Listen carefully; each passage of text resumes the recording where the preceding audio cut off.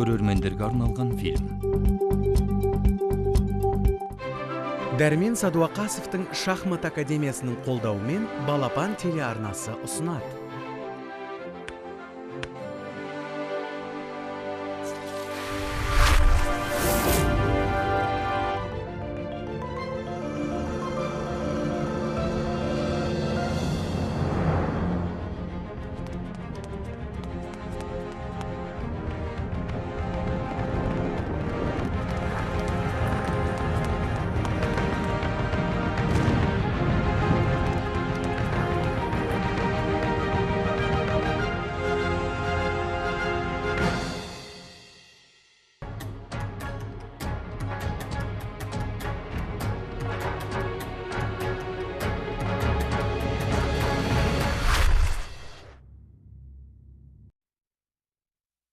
Мәссаған, мынаны қара. Ого, не боп жатыр?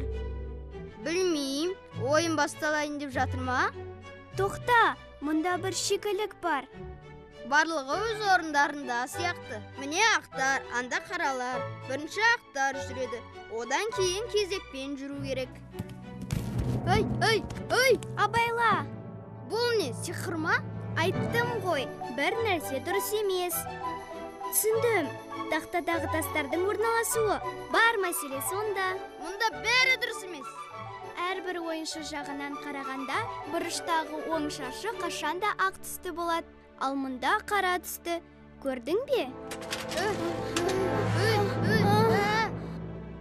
Енді бәрі дұрыс болды. О, қара, енді айналмайды. Тағы сен бе? Қазір мен саған көрсетем. Ай, қолым! Бұл қызық екен. Қап сені ме? Осыдан қолыма түссең, мазақтағанның қандай болатынын көрсетем. Бірінші сұрақ. Шахматтағы ең маңызды тасты атаңдар. Жауап бермесек болмайды. Әйтпесе мына жерден шыға алмаймыз. Сонымен, ең маңыздысы уәзір ме? Жоқ, ол патша. Бірақ уәзір мықты емес пе? Я, уәзір ең мықтысы, ал патша ең маңыздысы.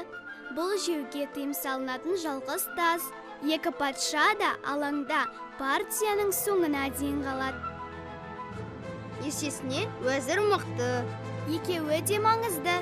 Ал егер тақтаны теңдей бөлсек, патшалар орналасқан бөлігі патша қапталы деп аталады. Ал уәзір жағы ше? Уәзір қапталы. Айтпақшы, егер патша мен уәзір ойын барысында басқа қапталға ауысса да, қапталдың атауы өзгермейді. Міне осылай. Түсінікті. Ой, ұмытып кетіппін ғой. Біздің жауабымыз шахматта ең маңызды тас патша. Дұрыс. Күші жағынан уәзірден кейінгі мықты тас. Мен оны білем. Ол кеме. Жарайсың, Азат. Әр ойыншыда патша мен уәзір бір-бірден ғана болса, кеме екі-екіден болады. Біздің жауабымыз кеме. Дұрыс. Уәзір мен кемеден әлсіздеу, шамамен күші атпен тең, бірақ жауынгерден күштірек. Ол қай тас? Жаңылпаш болып кетті ғой. Өзің не айтқаныңды түсінесің бе? Ол қиын емес, Азат. Сонда ол қай тас? Әрине піл. Біздің жауабымыз піл. Әр ойыншыда екі-екіден піл болады. Дұрыс жауап. Келесі сұрақ. Қай тас кедергілерден секіріп өте алады? Мен білем. Ол жылқы. Жылқы емес, ат. Біздің жауабымыз ат. Оларда әр шахматшыда екі-екіден болады. Дұрыс. Келесі сұрақ. Ең әлсіз тасты атаңдар. Ол сенсің. Сен ең әлсізсің. Азат, тентек болма. Есесіне әрбір ойыншының 8-8-ден жауынгерлері болады. Маған бәрібір. Біздің жауабымыз жауынгер. Ең әлсіз тас. Дұрыс. Бұл дайындық болатын. Келесі сұрақ. Тастардың орналасуындағы қатені табыңдар. Ал қане көрейік. Шахмат партиясында бұлай болуы мүмкін емес. Қара патша жоқ. Өкінішті, алып тастасаң ештеңе етпес еді. Сол ақымақ патшаның кесірінен мына жағдайға тап болды. Тап, сеніме жүгірмек. Мен саған патшаларды құрметтеуді үйретем. Олар туралы бәрін білетін боласың. Ал білмесең, екі жауынгерге көбейетін болады.